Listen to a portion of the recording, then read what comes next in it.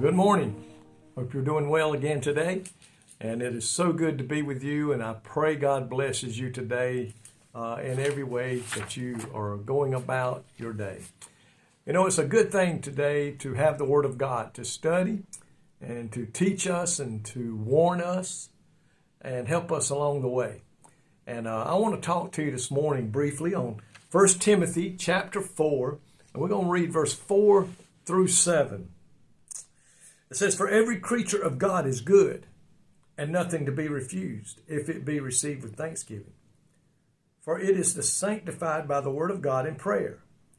If thou put the brethren in remembrance of these things, thou shalt be a good minister of Jesus Christ, nourished up in the word of faith and of good doctrine, whereunto thou hast obtained. But refuse profane and old wives' fables, and exercise thyself rather to godliness." It says that, exercise thyself rather unto godliness. So here we see Timothy is being told by Paul and being warned about the dangers of false teachings. They were having that back in that day, and it was going around, and Paul was warning Timothy, who was young in the Lord. Paul had appointed him as a leader, and he was pointing out to him the things that he needed to be aware of. And it said, it emphasizes that everything God created is good and should be received with gratitude, and highlighting the value of godliness over physical training. They were saying that, certain foods couldn't be ate, and you couldn't do this, you couldn't do that, but God had proclaimed everything in his name. The passage encouraged believers to focus on truth, not the fables and the lies that was being taught, but focus on the truth, training themselves. We're to train ourselves, folks, in godliness and trusting in the living God, who is the Savior of all who believe.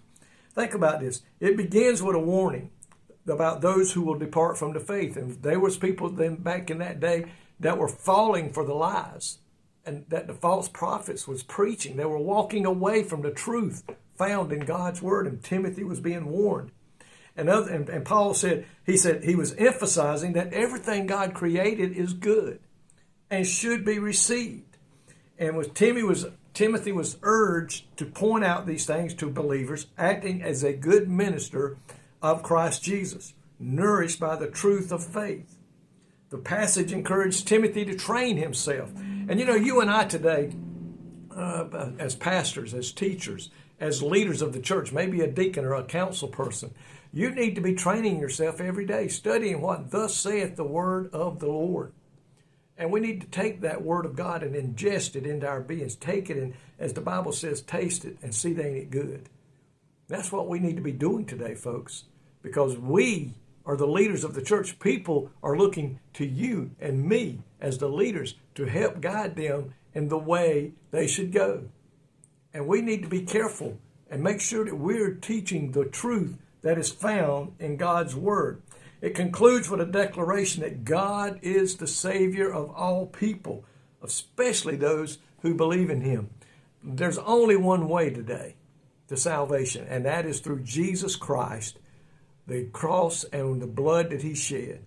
Friend, there's no other way today to get salvation, to get into heaven.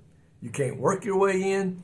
You can't earn your way in. There is only one way, and that is by the cross, where Jesus died and shed his blood for us. It made all humankind savable.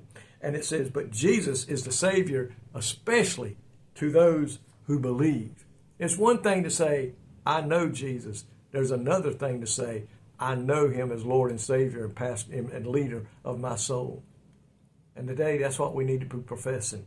Christians should continually feed on the word, nourishing our souls in the word of faith and good doctrine every day.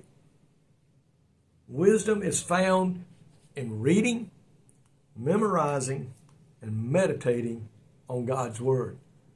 Folks, that way, when we do that, we take the word of God and we put it in our heart. We put it into our spirit and our mind. We will not lead people wrong. That's one of the big things I really make sure of when I'm preaching on Sunday morning, Sunday night, whenever. I am preaching the truth that is found in God's word. And I pray that you are too. Lord, thank you today for a word that guides and directs us in the way we should go, that guides and directs us in the way we should teach others about you and your saving grace, and then how they should live their life to bring you honor and glory, and that will enable them to make heaven their home. God, today I pray you'll continue to bless every pastor, every preacher that steps behind a pulpit, every teacher that steps into a classroom to teach children or adults, that they will preach the truth that is only found in your word. In Jesus' name I pray. Amen.